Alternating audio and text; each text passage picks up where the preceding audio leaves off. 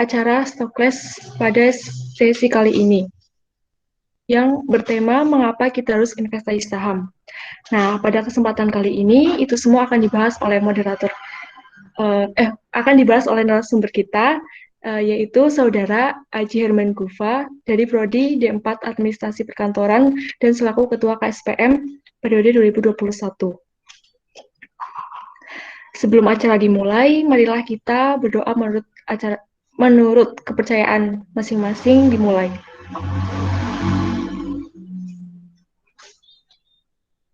Selesai. Baik, acara selanjutnya yaitu sesi foto bersama. Kepada peserta bisa mengaktifkan kamera dulu ya.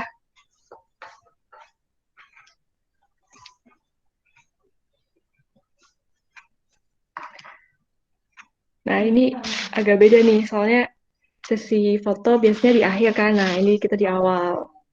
Oke.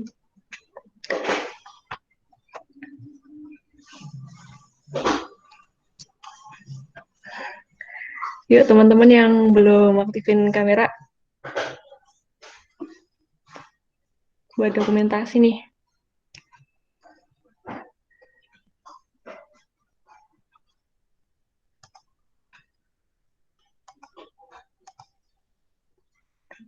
Yuk, ditunggu yang lain yang belum aktifin kamera, biar bisa foto bareng.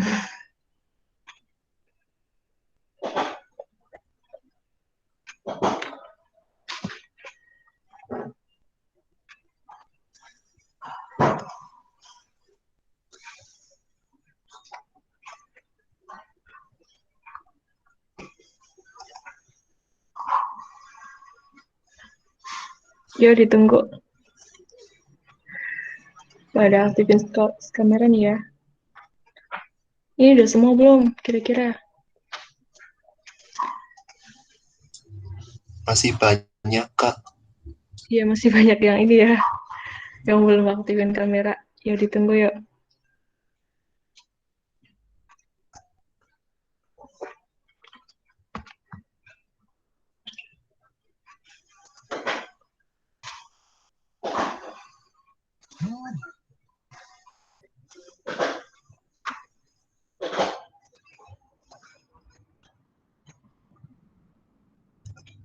Ini udah siap semuanya. Mungkin dari panitia yang bertugas buat screenshot bisa langsung ya buat dipandu.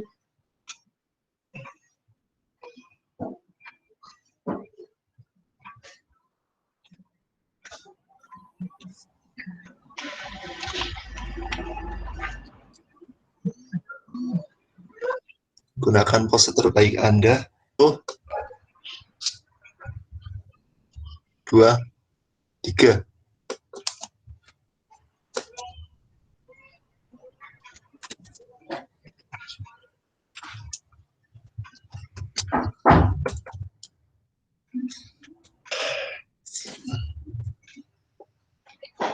Terima kasih. Ya, ini cuma sekali aja berarti ya?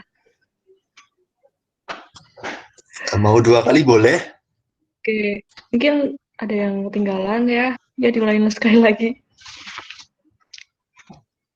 1, 2, 3. Cukup. Oke, cukup.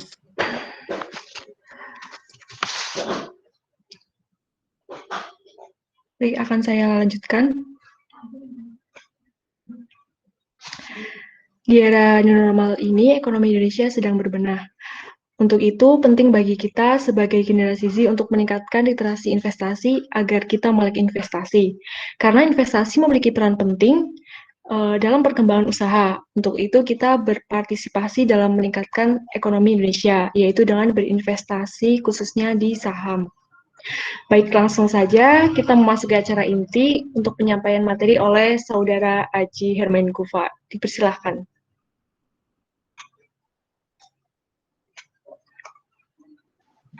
Oke, suara saya terdengar ya? Ya, terdengar.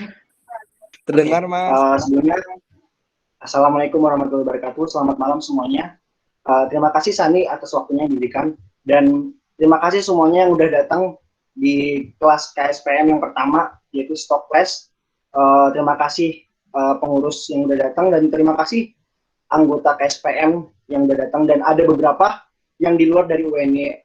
Terima kasih udah datang.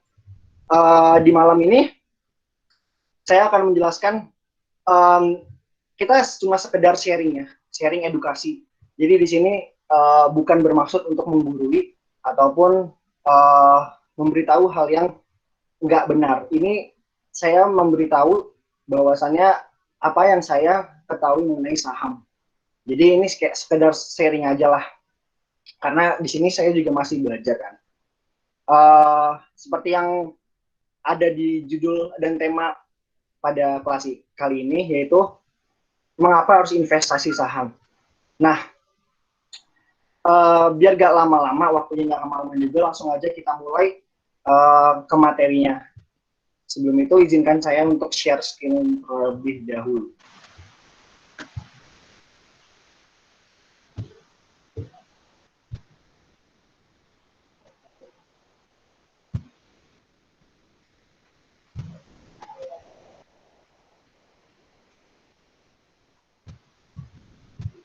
Oke, udah terlihat ya share screen-nya?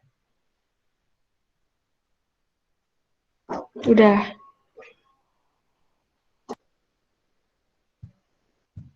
Baik, bisa langsung dimulai aja. Oh ya, tadi kan juga udah diperkenalkan ya sama Sani, nama saya dan saya berasal dari mana. Ya panggil aja saya Aji lah di sini. Oke, kita mulai aja langsung. Mengapa harus investasi saham? Nah, sebelum kita tahu kenapa sih kita harus investasi saham, kita cari tahu terlebih dahulu apa sih sebenarnya saham itu. Dan agenda yang bakalan kita laksanain pada malam hari ini, berikut topik-topik yang akan kita bahas. Apa itu saham? Yang pertama, kemudian yang terlibat di saham itu siapa aja, kemudian kenapa saham itu fluktuatif, dan apa sih untungnya saham.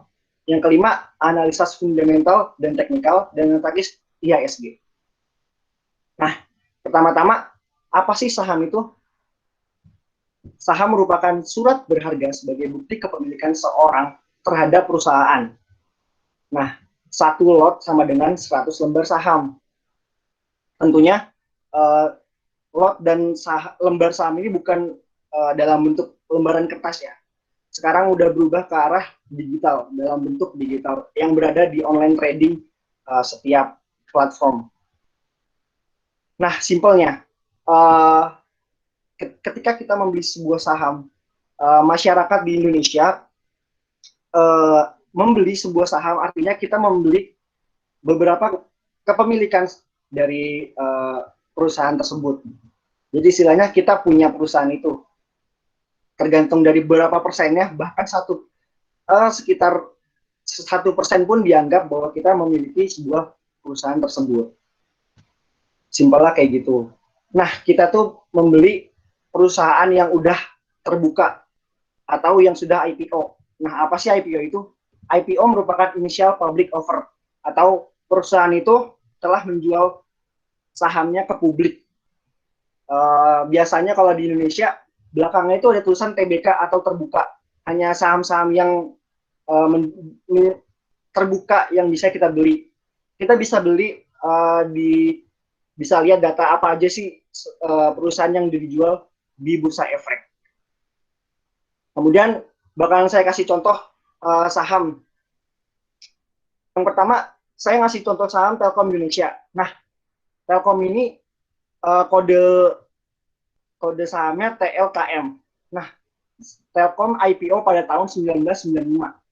Awal penawaran sahamnya sekitar 933 juta lembar saham. Nah, pada saat itu harga IPO-nya 2050. Nah, yang dijual tuh ke publik sekitar 43,2%. Nah, 933 juta lembar saham dikalikan 2050 yang hasilnya 1,9 triliun. Nah, 1,9 triliun ini bakalan jadi milik Telkom. pada saat IPO. Dana ini akan menjadi milik Telkom. Jadi 1,9 triliun ini bakalan digunain sama Telkom buat buat berjalannya bisnis Telkom tersebut. Nah, kemudian setelah IPO, sahamnya itu udah nggak masuk, uang-uang yang ditransaksikan itu udah nggak masuk ke Telkom lagi. Melainkan dana yang ditransaksikan setelah IPO, artinya sahamnya itu dijual di bursa efek yang dimaksud di pasar modal. Jadi udah nggak masuk ke Telkom lagi, melainkan ditujukan untuk siapa saja masyarakat yang melakukan transaksi jual beli pada saham tersebut. Jadi kita memiliki 43,2% saham Telkom. Jadi sisanya yang 50 lebih ke atas itu milik pemerintah Indonesia atau milik Telkom Indonesia. Jadi kayak gitu contohnya. Kemudian siapa aja sih yang berperan di saham? Nah, yang pertama-tama tentunya masyarakat ya. Kita semua sebagai investor dan trader yang sebagai pelaku di pasar modal ini, yang menjadi investor dan trader tentunya kita-kita. Nah, investor dan trader ini bisa dibilang sebuah pekerjaan. Makanya kita nggak bisa anggap remeh ada istilah main saham. Yang sebenarnya ya kita investasi di saham. Karena sebenarnya di saham itu bukannya saya mau nakut-nakutin, tapi di saham itu benar-benar susah. Jadi kalau kita nggak benar-benar belajar, ya kita cuma ikut-ikutan aja. Dan kita ngelihat influencer-influencer di sana yang nunjukin kalau mereka invest di saham dengan modal segini bisa untung dengan cepat dan cepat kaya. Sebenarnya itu bisa aja terjadi, tapi kalau kita belajar dan cari tahu terlebih dahulu bagaimana cara kerjanya.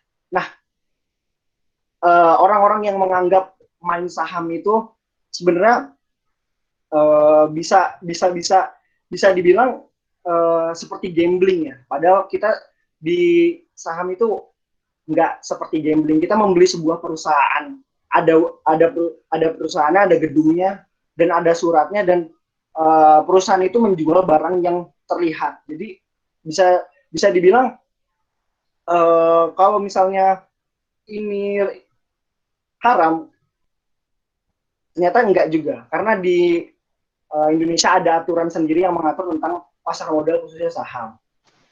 Nah, nggak main-main juga, investor trader itu saat ini menjadi sebuah pekerjaan. Ada yang tokoh yang menjadi investor terkaya di Indonesia, yaitu Lo Keng Hong. Bapak Lo Keng Hong merupakan salah satu pelaku investor yang terkaya di Indonesia saat ini. Kemudian banyak juga trader-trader di Indonesia yang ya bisa dibilang sudah terkenal dan bahkan menjadi influencer. Jadi kita nggak bisa anggap remeh tentang saham ini. Kita harus cari tahu terlebih dahulu sebelum kita masuk, atau kita bakalan malah mati dan rugi besar-besaran kayak gitu. Kemudian ada sekuritas. Nah, sekuritas di sini fungsinya adalah mereka membuat sebuah kayak online trading gitu. Mereka menyediakan seperti pasar. Mereka seperti warung. Mereka menyediakan aplikasinya. Jadi kita bisa transaksi lewat online itu menggunakan online trading yang ada dari sekuritas. Mereka mengurusi bagian perantara sebelum kita membeli sebuah saham yang ada di bursa efek. Nah, bursa efek ini penyedia lembaga yang menyediakan atau mengurusi tentang pasar modal khususnya di saham. Jadi saham-saham yang ada di Indonesia bakalan tercatat di bursa efek Indonesia. Kalau misalkan belum terbuka atau belum IPO, nggak bakalan ada di bursa efek Indonesia. Kemudian ada OJK. Nah, OJK di sini sebagai seperti polisi yang mengatur dan mengawasi perilaku dan juga cara kerja di saham ini. Jadi kalau misalkan ada kesalahan, ada kecurangan, OJK yang mengatur dan juga mengawasi seperti itu. Nah, kenapa harga saham naik turun sih? Pertama-tama, kita sebagai investor, masyarakat sebagai investor, pada mulanya kita menghargai sebuah saham itu berbeda-beda. Jadi ada yang investor atau trader ngelihat harga saham itu berdasarkan laporan keuangannya, ada yang dari sentimennya, ada yang dari berita-berita dan rumor-rumornya, ada yang melihat dari trennya, ada yang kita masuk di harga 330 misalkan, ternyata nyangkut kayak gitu. Ada yang menggunakan intuisi atau menggunakan insting, cuma nebak-nebak doang. Jadi pergerakan harga saham yang naik turun itu pada dasarnya seseorang atau investor itu tuh ada yang melihat bahwa ini harganya ini bakalan naik nih. Nah, harganya kalau misalkan ekspektasi kita bakal naik, tentunya bakalan naik. Kalau misalnya banyak yang berekspektasi dan membeli harganya di harga segitu. Dan kalau misalkan ada yang berekspektasi ini bakalan turun nih, ya sahamnya bakalan turun. Jadi beda-beda orang, beda-beda pendapat, dan mereka mulai transaksi, membeli, menjual. Nah, harganya itu berdasarkan dari kegiatan mereka seperti itu. Banyaklah alasan dan motivasi mereka yang kita tidak tahu tentunya. Kemudian, nah apa sih keuntungan dari saham? Yang pertama, capital gain.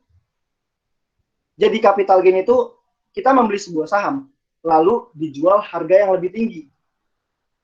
Contohnya, misalkan kita beli saham Telkom, modal kita cuma 600.000, biasalah, ya kita kayak mahasiswa masih modal-modal kecil. Nah, kita harga belinya 3.000 per lot. Nah, 600.000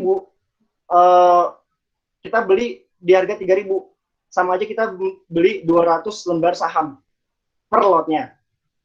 Nah, sahamnya ternyata naik nih 3.500. Kita jual akhirnya 3.500 dikali 200 lembar sama dengan 700.000.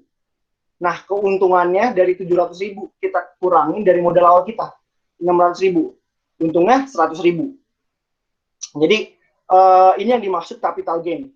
Dari kita membeli sebuah saham, kemudian keuntungan dari kita membeli sebuah saham dan kerugian kita membeli sebuah saham itu merupakan capital gain dan juga capital loss. Jadi kayak gitu. Kemudian ada dividen. Nah, dividen ini merupakan keuntungan perusahaan yang dibagikan ke pemegang saham. Nah, biasanya dibagikan setahun sekali. Kadang setahun 2 kali, tergantung keuntungan perusahaan tersebut. Bahkan kalau misalkan dia lagi rugi, ya mereka nggak membagikan dividennya. Jadi ini seperti ya gaji kita, karena kita udah megang perusahaan itu selama setahun atau bahkan lebih.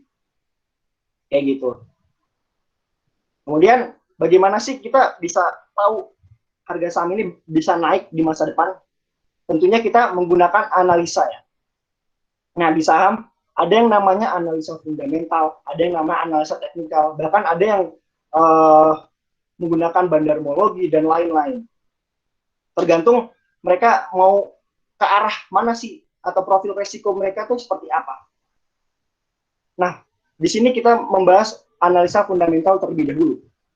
Kita fundamental itu biasanya dipakai oleh mereka yang investasi jangka panjang. Kita melihat laporan keuangannya, kita mencari tahu apakah perusahaan ini sehat atau enggak keuangannya dari laporan keuangan tersebut. Kita ngitung secara akuntansinya, minimal untuk investasi jangka panjang 3 bulan atau bisa lebih dari 5 tahun.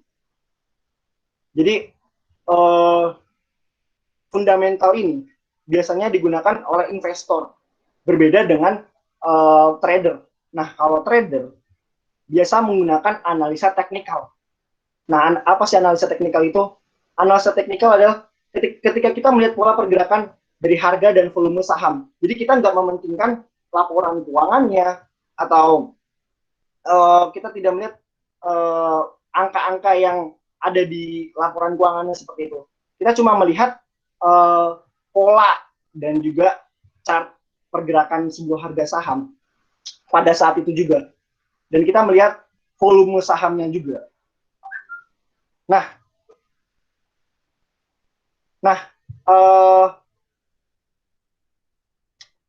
teknikal ini ada karena supply dan demand. Jadi sebuah harga saham itu terbentuk dari supply dan demand.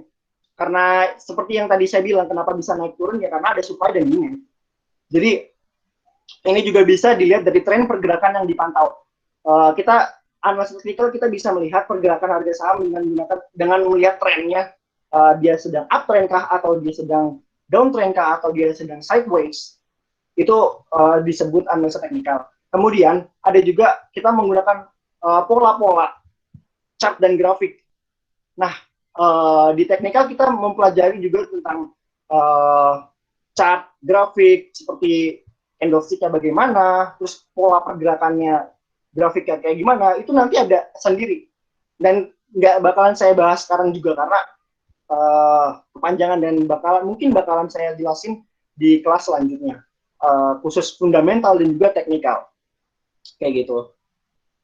Nah, ini contoh dari analisa teknikal. Nah, analisa teknikal sendiri itu banyak juga cara-caranya untuk membeli. Ada yang membeli saat di break resisten, ada yang membeli buy on weakness, kayak gitu. Contoh di sini adalah kita membeli saham di harga break resisten. Kita lihat di sini, contohnya di Indofood Sukses Makmur, ya INDF. Harganya dari sini turun. Nah, kita buat yang namanya trend line. Kita tarik dari ini namanya lower high. Kenapa disebut lower high? Karena dia pucuk tertinggi, cuma semakin membawah gitu loh. Kita tarik nih titik-titiknya, kemudian sampai sini. Kalau misalkan di beberapa minggu atau beberapa bulan selanjutnya dia bisa break di sebelah sini dan ternyata naik, kita bisa membeli di posisi ini nih, di panah biru ini. Ini yang disebut namanya kita membeli di break resisten. Jadi kayak gitu.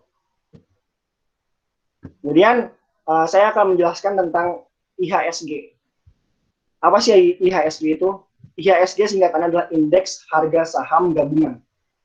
Nah, jadi IHSG ini mereka itu indeks yang kayak ngerangkum dari pergerakan transaksi jual beli saham di semua sektor yang ada di Indonesia.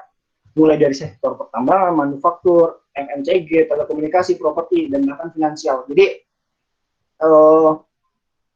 IHSG ini merupakan sebuah indeks yang menentukan harga saham Indonesia itu naik atau lagi turun. Nah, naik turunnya IHSG itu juga disebabkan oleh beberapa saham-saham yang ada di Indonesia.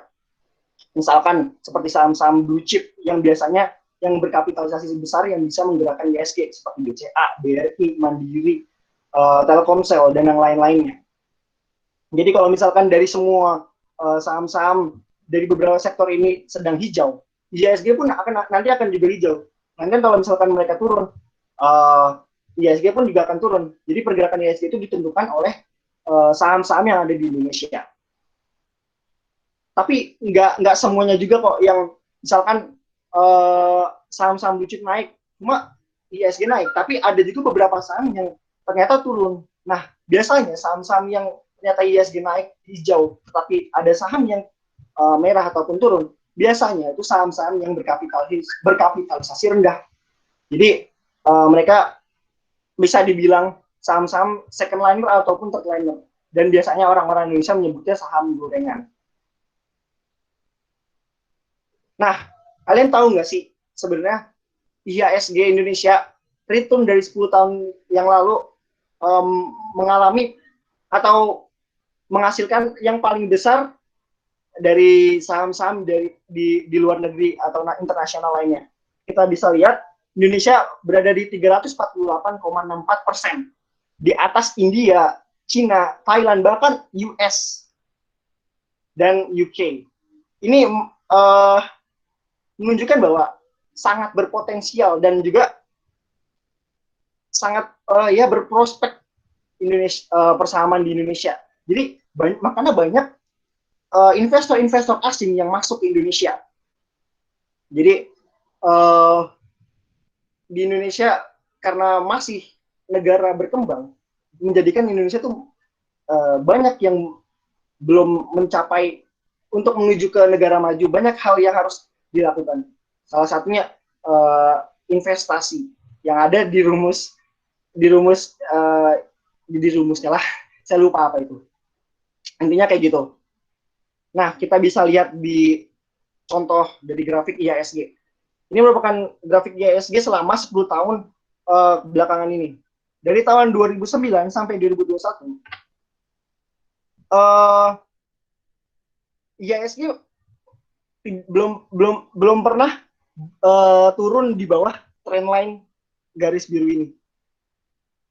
Ini break saat ini cuma lihat waktu ini karena mengalami pandemi makanya turun separah ini. Cuma nggak nyampe turun banget karena dia bisa mantul lagi.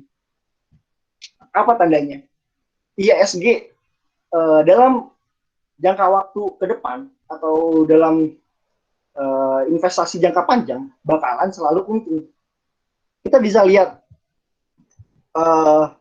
hijaunya lebih banyak daripada merahnya. Memang ada merah-merahnya karena apa? Di saham kalau misalkan ada merah turun seperti ini merupakan suatu hal yang wajar. Artinya IHSG itu emang sehat. Jadi nggak emang yang hijau terus, mana ada kayak gitu yang hijau terus. Kalau kayak gitu ya semua orang bisa kaya lah. Ada saatnya dikala sudah mencapai puncak seperti ini, mereka menjual atau merealisasikan keuntungannya dan akhirnya banyak yang turun. Tapi di saat mereka melihat, oh ini udah kebanyakan, udah turun banyak nih, ya mereka masuk lagi untuk menaikkan harga sahamnya. Jadi ya berprospek lah. Dan saat ini di kala pandemi ini Indonesia udah balik ke harga normal sebelum saat pandemi. Ini kan turun ya pada saat pandemi ya. Tapi di bulan sekitar kalau nggak salah Oktober, November, Desember mereka berhasil menaikkan sampai ke level 6.400-an. Hampir ke harga sebelum pandemi. Jadi biasanya kalau misalkan ada penurunan ekonomi secara skala besar, misalkan ada inflasi besar-besaran, ada penurunan ekonomi atau ada masalah seperti pandemi seperti ini, atau ada krisis ekonomi, pasti bakalan turun sampai separah ini. Tapi di balik penurunan ini, kenaikannya juga bakalan naik secara pesat. Ini yang dinamakan high risk, high return. Jadi walaupun resikonya besar, cuma keuntungan atau returnnya juga besar. Jadi kayak gitu. Nah, perlu kita pahami juga sekarang per 2021 jumlah SID saham atau pengguna atau investor saham di Indonesia telah mencapai milestone baru, yaitu sekitar 2.188.000.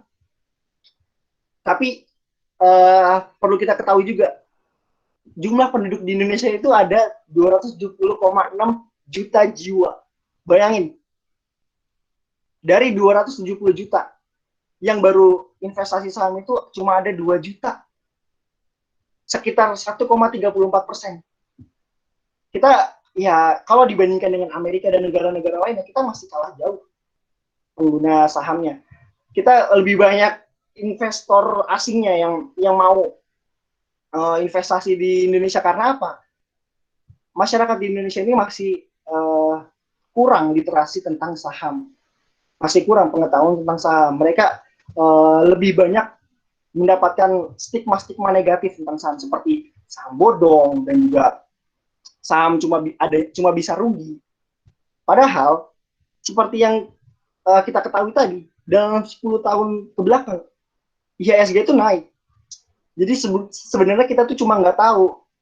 Makanya kita cuma baru ada 1,34%. Tapi saya yakin karena adanya nanti bonus demografi 2030 mendatang, pemerintah Indonesia bakalan yang menekan terus, dan juga pasti jumlah investor lebih banyak. Untuk itu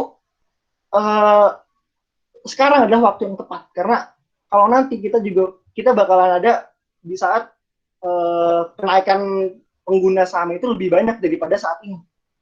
Jadi lebih baik kita sedini mungkin pada saat sebelum banyak orang yang masuk. Nanti pas sudah banyak, ya kenaikan harga sahamnya juga bakalan naik, tergantung pengguna dan transaksi yang ada di IHSG. Nah, seperti yang tadi saya bilang, return IHSG return IHSG 10 tahun terakhir emang bagus. Dan juga kalian perlu tahu, return IHSG selalu mengalahkan inflasi. Dalam jangka panjang, kinerja IHSG sangat memuaskan. Kinerja jangka panjangnya selalu bisa mengalahkan inflasi jangka panjang di Indonesia. Returnnya pun masih mengalahkan return instrumen investasi lainnya, seperti tabungan, deposito, emas, obligasi. Nah, bisa kita lihat, tabungan setahun keuntungannya atau returnnya cuma 2%, dan deposito 6,4%, dan emas cuma 4,2%, sedangkan obligasi 7,6%. Nah, sedangkan saham di sini saham 16,1%.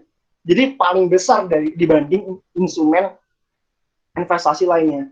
Tapi perlu kita ketahui, dari return yang paling kecil ke paling besar, ini tuh berdasarkan resikonya. Semakin kecil returnnya, semakin kecil juga resikonya. Jadi tabungan, deposito, emas, mereka instrumen investasi yang resikonya tidak terlalu besar atau resikonya kecil. Beda dengan saham.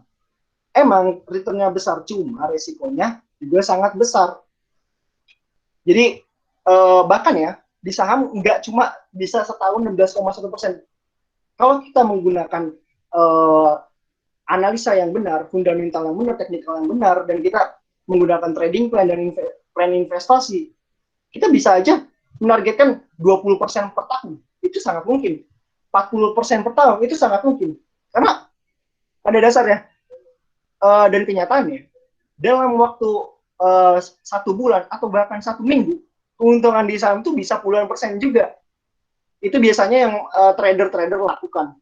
Mereka trading dalam waktu seminggu ataupun sebulan. Kalau mereka menggunakan teknikal yang benar dan juga trading plan yang benar, ya mereka bisa aja untung dalam seminggu 40% atau bahkan 30%, atau bahkan dalam sebulan bisa juga kita mendapat 100%, ataupun bisa ada yang saham 2000% dalam waktu sebulan. Gila kan? Jadi di saham ini emang benar-benar sangat berprospek. Tergantung kita mau nggak sih belajar. Kita ya sebelum perang kita berlatih terlebih dahulu cara menggunakan pedangnya, cara menggunakan alat-alat peperangan. Sebelum kita ke medan perang, kalau misalkan kita tidak tahu cara bertarung dan juga menggunakan alat perangnya, kita bakalan mati di peperangan ya. Sama halnya kita berada di saham. Kalau kita nggak belajar terlebih dahulu dan juga kita nggak tahu aturan dan juga cara plan-plannya dan strateginya, ya kita bakalan mati. Ada yang dalam waktu 3 hari mereka beli di harga pucuk nih, misalkan di harga segini, mereka invest 100 juta, turun ke sini. Kalau misalkan turunnya ke bawah lagi, ya mereka bisa hilang modal. Jadi kita harus tahu kapan kita membeli, kapan kita menjual. Nah, nanti hal-hal seperti itu bakalan saya jelasin di kelas khusus, yaitu analisa teknikal dan juga analisa fundamental. Itu di pertemuan selanjutnya. Jadi, ayolah kita mulai investasi saham. Mau nunggu sampai kapan lagi? Saham itu emang populer di kalangan pembisnis dan orang-orang yang berusia paruh baya. Dan adanya anggapan bahwa investasi saham harus dilakukan ketika memiliki penghasilan fantastis atau harus modal yang besar. Enggak juga. Kita dari modal kecil juga bisa. Dari 100.000, 1 juta juga udah bisa. Soalnya di saham ada yang namanya saham-saham top liner atau biasa dibilang saham gorengan. Ada yang harganya itu cuma 5.000 perak, ada yang harganya cuma 50.000 perak. Dan di harga segitu kita bisa mempunyai sebuah perusahaan kalau misalkan kita membeli cuma 1 lot. Tapi kalau misalkan harga-harga saham yang 5.000 atau 50.000 itu sangat resikonya sangat besar banget.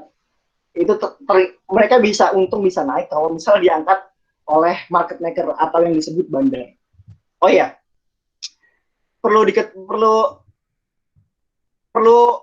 kalian tahu juga pergerakan harga saham ini kan disebabkan oleh transaksi jual beli yang dilakukan oleh investor ya. Cuma perlu kalian tahu, dan aku juga nggak nakut-nakutin, ada yang disebut market maker atau ada yang disebut namanya biasa orang bilang bandar. Bener-bener ada di saham itu. Jadi pergerakan harga-harga ini kalau misalkan kita tarik ke daily, ini kan monthly ya sebenarnya, tapi kalau misalkan kita daily itu lebih parah lagi pergerakannya. Nah, saham-saham yang harganya 50 ribuan, 5 ribuan, itu tuh dia tuh tidur di harga 50.000. Nah, mereka bisa naik cuma kalau diangkat sama bandar. Bahkan BCA, perusahaan sekelas BCA itu bisa dibandarin juga. Jadi kita juga harus hati-hati. Kita nggak gimana ya? Kita udah belajar nih, kita udah cari tahu ilmunya. Tapi di saham tuh nggak segampang itu. Kita udah tahu nih pola-pola kayak misalnya nih hammer, nggak selalu naik begini. Kalau misalkan mereka bisa aja turun kalau misalkan bandar itu emang mau nurunin. Jadi kita benar-benar harus hati-hati. Ada yang namanya bandar. Jadi kalau misalkan kita trading dalam jangka waktu pendek, jadi kita harus benar-benar melakukan trading plan. Kita harus benar-benar ketat tentang trading kita. Kita harus nentuin di mana kita harus beli, di mana kita harus menjualnya. Kita nggak boleh yang namanya pakai insting dong. Nih, misalkan kita beli di harga nih segini 4.000 pada tahun 2014-an lah, ini 13-an. Nah, kita beli nih, ternyata naik nih. Tapi kita berpikir nih kalau kayak gini bakalan naik lagi sih nih. Tapi ternyata turun. Tapi ternyata naik lagi. Naik. Nah, kan udah turun kayak gini ya. Ternyata naik lagi nih, dan ini juga sempat break. Dan ini juga ke-break juga di harga sebelumnya. Nah, dan mereka tuh tambah yakin, wah ini bakal naik terus sih. Ternyata mereka masih nge-hold. Ternyata di bulan selanjutnya mengalami penurunan yang sangat signifikan. Jadi benar-benar kita harus menerapkan trading plan yang ketat. Di mana kita harus membelinya, di mana kita harus menjualnya. Jadi jangan sampai kita cuma rugi. Emang kita kan tujuan kita emang ya di sini mencari untung kan. Jadi benar-benar jangan menggunakan insting atau menggunakan nebak-nebak. Kita harus menggunakan teorinya, di mana kita harus membeli dan menjualnya. Biasanya di technical ada beberapa ciri-ciri pola-pola yang menandakan ini bakalan turun nih, ini bakalan naik nih, seperti kayak ini hammer, ini namanya hammer, terus akhirnya jadi reversal pembalikan. Ada yang hammer yang menyebabkan kenaikan. Kayak gitulah, nanti bakalan dijelasin lah di technical secara lebih lanjut. Oke. Jadi segitu aja sih. Jadi kenapa kita harus investasi saham? Seperti yang udah tadi saya jelasin kan, di Indonesia itu emang masih sangat berpotensi dan sangat berprospek karena uh, banyak investor Indonesia yang masih belum banyak rakyat Indonesia yang belum melek investasi, dan juga dalam jangka panjang saham itu bakal naik terus dan terus menerus. Jadi kita perlu investasi saham, dan juga perlu kita ketahui di tahun berikutnya di revolusi industri selanjutnya bakalan teknologi oriented. Jadi orientasinya bakalan ke teknologi kan. Nah, di saham udah lebih dahulu menerapkan teknologi. Jadi kita nggak perlu lagi tuh investasi. Kita mau investasi kita harus datang ke sekuritasnya, kita harus bayar di sana. Kita biasanya pada saat itu mereka di reksadana, dan juga ribet lah.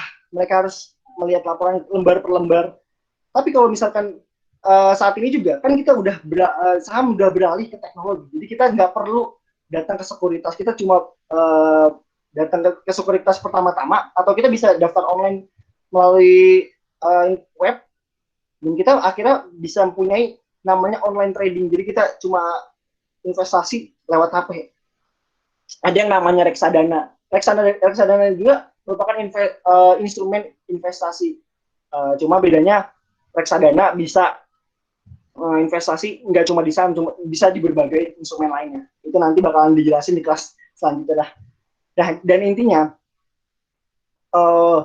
pekerjaan di masa depan, investor dan trader merupakan pekerjaan di masa depan juga, karena mereka sudah mengalami transformasi digital. Jadi kita bisa dibilang ini merupakan easy money kalau kita udah paham dan juga kita udah handal di investasi atau trading saham. Jadi kita nggak perlu kerja ribet-ribet, kita nggak perlu mengeluarkan keringat yang begitu banyak. Kita cuma analisa bisa dibilang sebulan sekali atau bahkan setahun 2 kali, tergantung kita mau invest atau mau trading.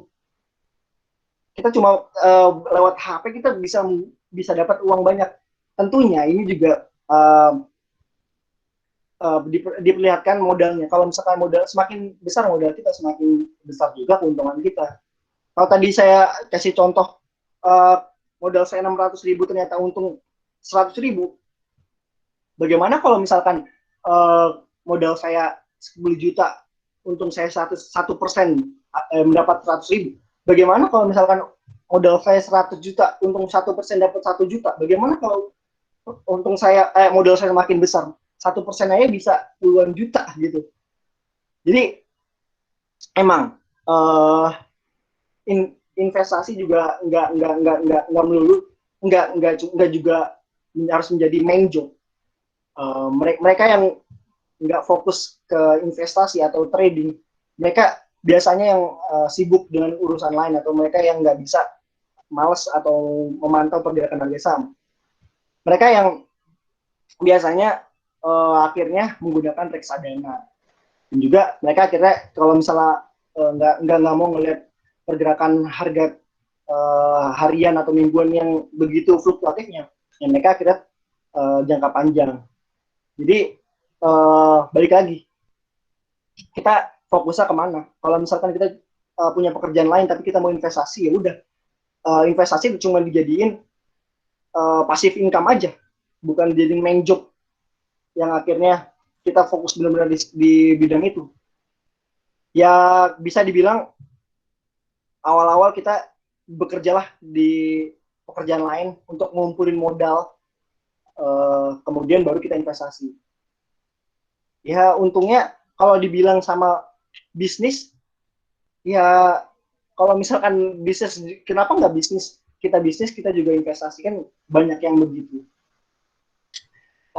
Dan banyak juga kok tokoh-tokoh yang kaya karena saham. kalian juga harus tahu orang seperti Elon Musk, terus Jack Ma, kemudian Mark Zuckerberg, kemudian ya tokoh-tokoh terkenal. Mereka tuh orang-orang yang berpengaruh, memiliki kekayaan besar, dan juga mereka juga memiliki saham. Jadi kalau kita perhatikan orang-orang kaya di dunia ini pasti mereka punya saham. Jadi kita bisa mencontoh mereka. Kalau kita mau kaya, kita juga harus investasi di saham. Kayak gitu. Ya, ayolah mulai dari sekarang. Are you ready? Mungkin itu yang bisa saya sampaikan. Mohon maaf apabila ada kesalahan kata. Terima kasih udah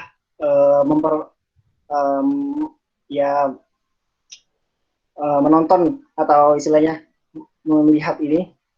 Semoga kalian semua bisa memulai investasinya dan tradingnya kalau mau trading. Jadi belajar terlebih dahulu lah. Sekian dari saya. Terima kasih. Wassalamualaikum warahmatullahi wabarakatuh. Saya kembalikan kepada moderator. Waalaikumsalam warahmatullahi wabarakatuh. Kemudian acara selanjutnya yaitu ada sesi tanya jawab berkaitan dengan materi yang disampaikan oleh saudara Jigufa. Untuk tesisnya, para peserta bisa menanyakan langsung melalui kolom komentar atau bisa langsung menghidupkan mikrofon. Baik, apakah dari teman-teman ada yang ingin bertanya?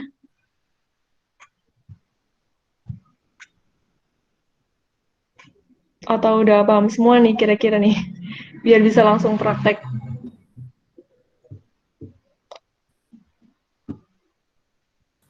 Saya izin tanya. Oh ya, silakan saudara Muhammad Ahlal. Ya, tadi kan udah dijelasin tentang fluktuatif saham toh. Kalau saham itu bisa turun, bisa naik. Nah itu ada istilah ARA ARB. Untuk lebih jelasnya mungkin bisa dijelasin gitu. Terima kasih. Oke, baik, terima kasih. Mungkin saudara Haji bisa langsung menjawab pertanyaan dari saudara Muhammad Ahlal. Oke. ARA dan ARB ya.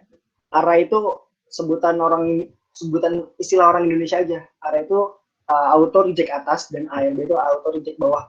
Nah, jadi sebelum pandemi itu ARA dan ARB-nya itu batasannya nggak lebih dari 7% nih. Kalau tunggu dulu, saya share screen dulu deh.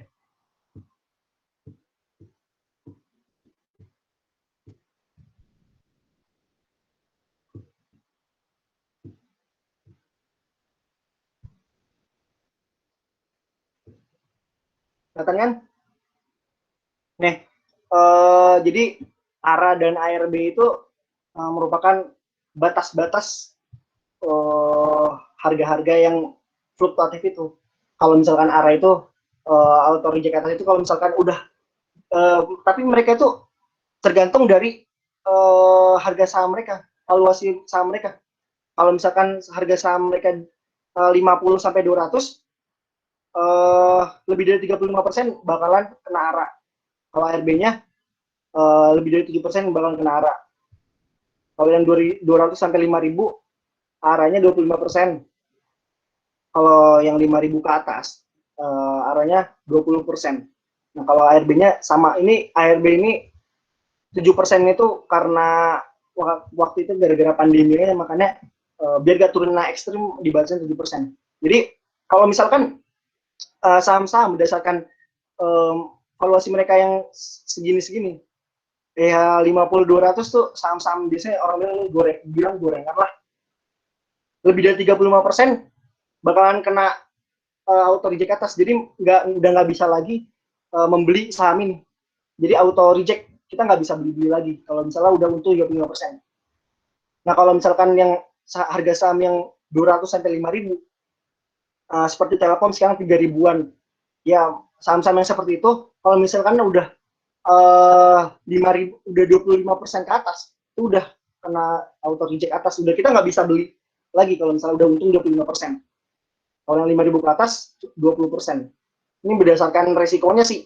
Semakin kecil nilai harga sahamnya, batasannya ya semakin besar. Karena resikonya gede kan, jadi untungnya juga gede. Tapi kalau misalkan ini ada saham blue chip yang resikonya nggak terlalu besar. Jadi kayak BCA, Mandiri, mereka pergerakannya bakalan lama. Bisa untung cuma 1% dalam waktu sebulan, 2% dalam waktu sebulan. Makanya mereka kasih batas arahnya cuma 20%. Nah, semuanya gara-gara pandemi ini sama 7% semua. Jadi kalau misalkan udah turun nih harga saham 7%, itu bakal kena auto reject bawah. Jadi kita nggak bisa ngejual lagi kalau udah 7% ke bawah. Kayak gitu sih. Paham, Ahlal? Oke, makasih. Iya, sama-sama. Oke. Mungkin dari teman-teman yang lain ada yang ingin ditanyakan?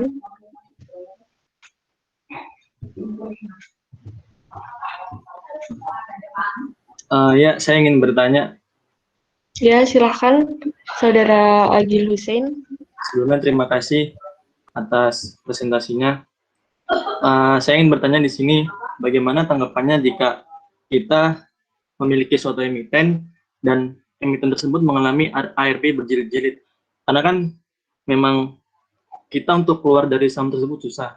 Nah, itu bagaimana tanggapannya untuk Mas Aji? Terima kasih. Oke, makasih Agil atas pertanyaannya. Berarti udah pernah nyangkut ya, ARB berturut-turut? Iya, udah. Oke, biasanya kalau misalnya saham yang ARB-nya berturut-turut, mereka sebelumnya itu sempat Arab berturut-turut juga, makanya ARB-nya berturut-turut juga. Seperti kemarin saham BRI, saham Antam, mereka dalam waktu seminggu tuh naiknya pesat banget. Nah, tentunya kalau saham yang kayak gitu turunnya juga bakalan parah banget, bisa berturut-turut. Nah, gimana kita harus bagaimana kalau misalkan yang hal-hal yang kayak gitu? Ya kita sebelumnya kita cari tahu dulu ini saham tuh punya masih punya masa depan nggak sih dalam jangka panjang, masih bisa untung nggak sih ekspektasinya. Kalau misalkan kita lihat secara fundamental seperti Antam dan juga BRIS. Antam kan mereka mengikuti ini ya nikel dunia. Jadi kalau misalkan nikel naik, Antam kadang-kadang nikel apa namanya? Aduh apa saya lupa lah. Pokoknya jadi kalau misalkan emang itu saham bagus, pasti mereka secara fundamental bakalan naik juga. Jadi masih ada peluang kalau misalkan itu saham bagus, kalau misalnya dia sehat, emiten sehat. Tapi kalau misalkan saham-saham kayak gorengan seperti kayak namanya ada Bumi, itu saham-saham yang kalau bisa naik cuma kalau dinaikin sama bandar doang. Jadi kita harus nunggu waktu lama lagi kalau misalkan mau naik. Tapi kalau misalkan saham-saham kayak Antam, sekarang juga udah hampir naik lagi kok. Jadi kalau kayak gitu ya harus menjadi investor dadakan sih. Kayak gitu Gil. Kita harus nunggu dalam jangka waktu beberapa waktu, tunggu sampai saham itu bakalan naik lagi ke posisi sebelum ARB itu. Ya harus sabar sih, jadi namanya investor dadakan. Kayak gitu Gil. Bisa dipahamin? Ya bisa Mas. Terima kasih. Oke. Oke, terima kasih Saudara Agil. Mungkin dari teman-teman lain ada yang ditanyakan?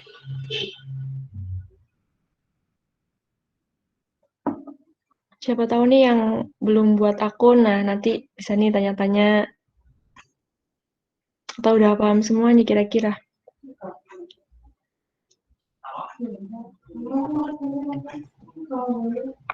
Di kolom chat itu ada banyak. Oh ya, sebentar agak lihat. Oke, ini dari Agesti. Mau tanya kira-kira berdasar perspektif Mas Aji, saham apa yang sebaiknya dibeli pemula, baik buat jangka panjang atau jangka pendek? Nah, mungkin dari Saudara Aji bisa langsung menjawab ya. Oke, makasih Agesi. Aduh, gimana ya kalau misalkan saran nggak atau rekomendasi nggak bisa sih, karena aku juga nggak tahu itu bakal naik bener apa enggak. Cuma biasanya mereka-mereka yang pemula, banyak orang-orang menyarankan beli saham yang emang kapitalisasinya besar atau saham-saham first liner atau blue chip. Jadi kalau misalkan mereka yang saham-saham besar seperti BCA, BRI, Mandiri, resikonya itu kan nggak terlalu besar ya ke saham-saham gorengannya. Bisa disaranin ke saham-saham seperti itu. Saham-saham blue chip nanti bisa aja dilihat kok di internet, search aja saham-saham blue chip apa aja. Nah di situ. Tapi nggak serta merta kita ini saham blue chip nih kita beli anggapannya bakal naik. Enggak juga, kita harus melihat juga kita posisi masuknya di mana. Jadi biar kita nggak ternyata kita beli blue chip nih, ternyata kita beli di pucuk nih, tiba-tiba beberapa waktu ke depannya turun tuh, ya sama aja kita bisa rugi juga. Kita juga harus lihat di momen yang baik tuh di mana kita masuk. Tapi ya emang banyak yang nyaranin di saham-saham blue chip. Ya hindarilah kalau bagi pemula buat saham-saham yang gorengan atau saham-saham yang resikonya besar. Kayak gitu sih. Bisa diterima ya, Gesti?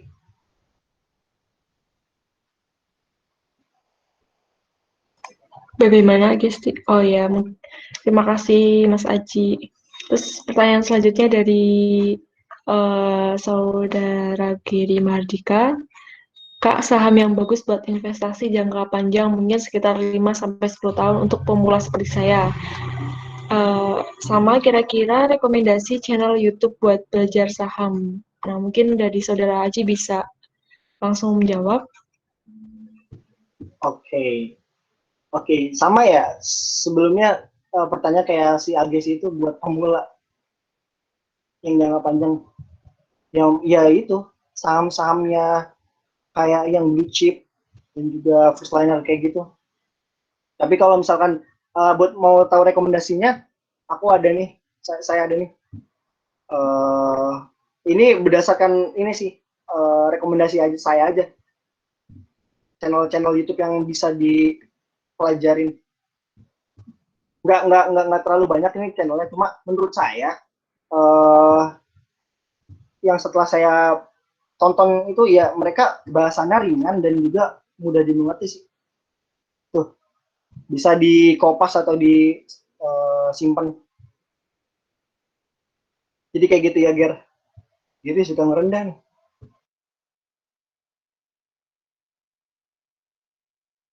Oke, gimana dari Saudara Giri, ada tanggapan? Terima kasih, Kak. Oke. Terus ada teman-teman yang ingin bertanya lagi? Atau udah cukup?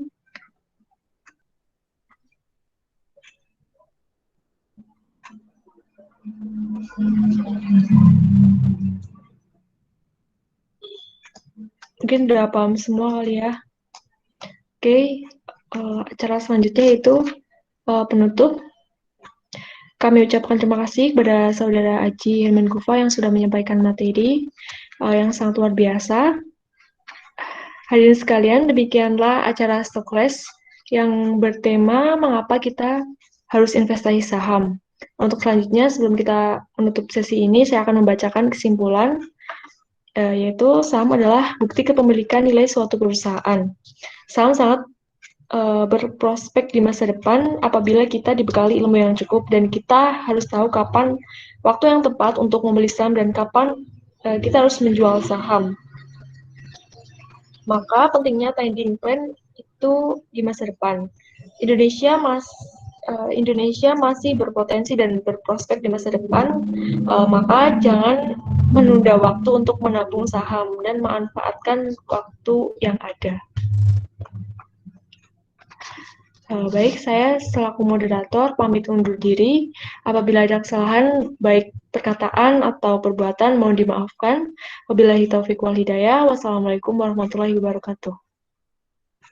Dan ada informasi lagi ya, besok akan diadakan stock class lagi ya Kak Aji. Iya benar. Nah, Nanti tunggu informasi lebih lanjut aja stok kelas 2-nya kapan. nah benar banget. Jadi materi besok ini kelanjutan dari materi sekarang.